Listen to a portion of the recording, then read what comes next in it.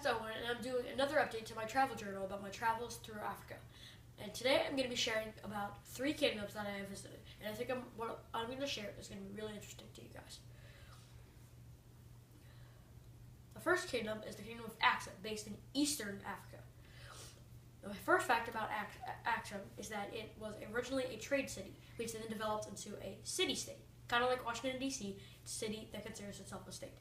My second fact is that the missionaries brought the religion of Christianity to Axum some 1,000, 2,000 years ago.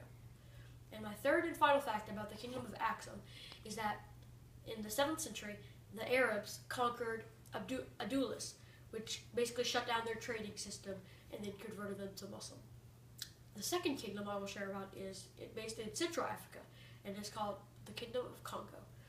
My first fact about Congo is that by 1000 CE, all the people south of the rainforest were so not just advanced in farming, but they were also advanced in mining, mostly of ores like copper, iron, and gold.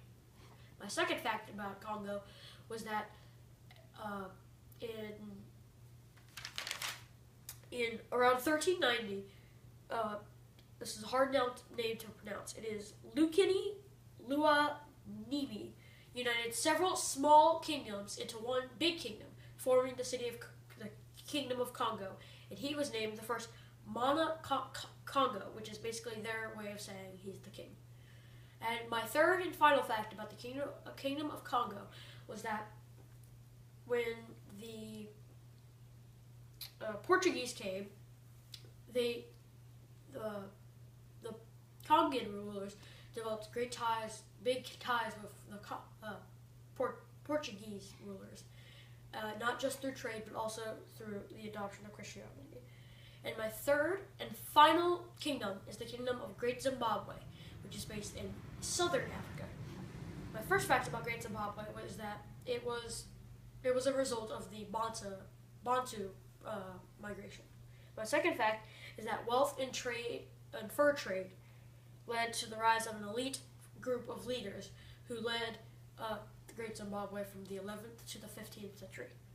And my third and final fact for Great Zimbabwe was that the region of South Africa declined in the late 15th century, which resulted in Great Zimbabwe ultimately being abandoned. Africa is a really interesting place because of its trade, religion, and natural resources, and I think you guys should come here sometime soon. See you in my next update, guys.